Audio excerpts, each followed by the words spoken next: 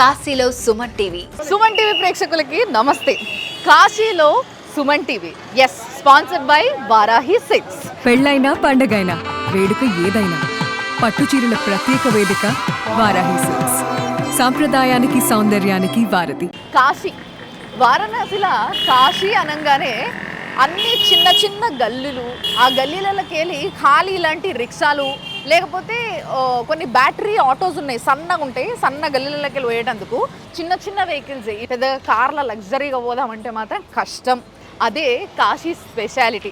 ఇంకోటి ఏంటంటే మీ అందరికీ తెలుసు కదా, వారణాసి అనే ఈ సిటీ ఏదైతుందో 5000 సంవత్సరాల పురాతనమైన ఒక సిటీ ఇది. కొన్ని పురాణాలు చెప్పేటిది ఏంటి అని అంటే, మొట్టమొదట ఫామ్ అయిన సిటీ వారణాసి సిటీ, ఆఖరిగా మిగిలిపోయే సిటీ కూడా వారణాసి సిటీయే అని చెప్పేసి. అంటే ఆది అంతము రెండు ఇక్కడ నుంచే.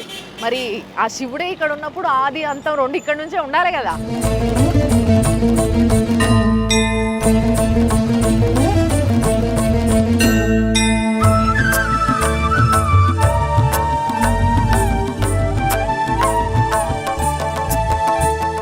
అన్నీ కూడా దుకాణాలు చిన్న చిన్న ఉన్నాయి చూడండి ఒక్కసారి. ఇలాంటి దుకాణాలు మన పాత సినిమాలలో మాత్రమే చూసేది. ఇగో ఇటుపక్క చూడండి ఒకసారి, మొత్తం మలాయి, మటికిలల్లో చాయి, పాలు.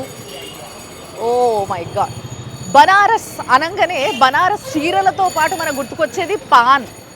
మొత్తం ఇక్కడ జనాలు మ్యాక్సిమం అంటే 100% జనాలల్లో 70 నుంచి 80% జనాలు పాను తినకుండా ఉండరన్నట్టు, ఆడోళ్ళైనా మొగోళ్ళైనా. సో పాన్ దుకాణాలు అడుగు అడుగుకి కనబడతాయి ఇక్కడ. మన దగ్గర ఎట్లయితే కప్పులు అంటే ఈ ప్లాస్టిక్ కప్పులు, పేపర్ కప్పులు ఉంటాయి కదా చాయ్లకి, కానీ వీళ్ళు మాత్రం మటికీలతో పాటు నిప్పుల పైన అంటే మంచి బొగ్గు కాల్చి బొగ్గుల నిప్పుల్లాగా చేసి ఆ నిప్పుల పైన చాయ్ పెడతారు వీళ్ళు. ఇగో గిట్లుంటే బ్యాటరీ వెహికల్, గిట్లా సన్నగా ఉంటాయి అన్నట్టు.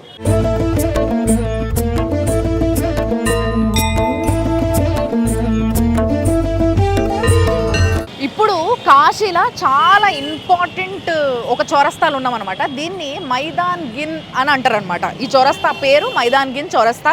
నా వెనకాల త్రిశూలం కనబడుతుందా, సో అది రిసెంబుల్ అనమాట. అది చూడంగానే ఈ మైదాన్ గిన్కి వచ్చినాం మనము, దాని చౌరస్తా అని అర్థమవుతుంది. అయితే ఈ చౌరస్తాకు ఉన్న స్పెషాలిటీ ఏంటంటే, ఈ చౌరస్తా నుంచి వెళ్ళి ఇప్పుడు నా వెనకాల సైడ్ స్ట్రైట్కి వెళ్తేనేమో కాలభైరవ స్వామి గుడి వస్తుంది. అంటే వచ్చిన ప్రతి ఒక్కరూ ఫస్ట్ ఇదే రూట్లో పోవాలన్నట్టు.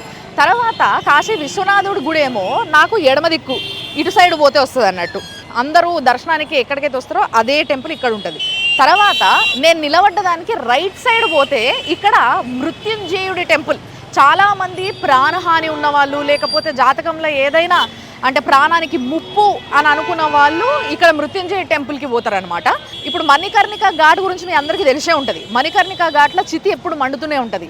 ఈ నగరంలో ఎవ్వరూ చనిపోయినా కూడా ఫస్ట్ వాళ్ళని ఎంత దూరమైనా కానీ బండిలో ఇక్కడి వరకు తీసుకొచ్చినా, ఇక్కడి నుంచి వెళ్ళి మణికర్ణిక ఘాట్కి మాత్రం తప్పకుండా మోసుకొని నడుచుకుంటూ పోతారనమాట. ఆల్మోస్ట్ ఒక 1/2 కిలోమీటర్ దూరంలో మణికర్ణిక ఘాట్ ఉంటుంది.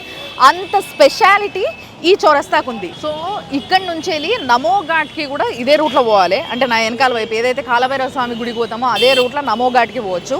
మీ అందరికీ తెలిసే ఉంటుంది, నమో ఘాట్ అంటే చాలా స్పెషల్ ఘాట్ ఇది. ఎందుకు అని అంటే మోడీ గారే చేతులెత్తి దండం పెట్టిన ఘాట్ ఇది. అంతేకాకుండా ఆ ఘాట్ని చాలా అందంగా, చాలా అద్భుతంగా, ఒకసారి చూస్తే ఏదో ఒక ప్యాలెస్ లాగా, ఒక 5 స్టార్ హోటల్ లాగా లుక్ వచ్చేలాగా అద్భుతంగా కట్టించారు.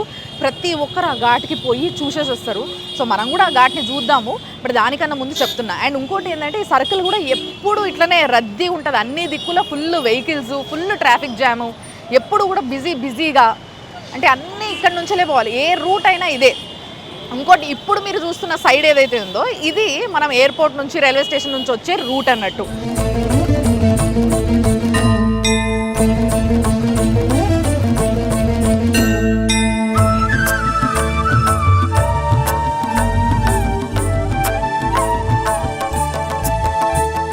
ఈ ఘాట్ నుంచి వెళ్ళి ఇంకొక అద్భుతమైన గుడికి కూడా దారి. స్వయాన ఇంద్రుడు శాలిగ్రామ రూపంలో విష్ణుమూర్తిని ప్రతిష్ఠించిండి ఇక్కడ. ఆ గుడికి కూడా ఇదే దారిలో పోవాలి. సో ఇట్లా చాలా గుళ్ళు ఉన్నాయి. చాలా గుళ్ళ గురించి మనం మాట్లాడుకోవాలి, చాలా గుళ్ళ దర్శనం చేసుకోవాలి మనము.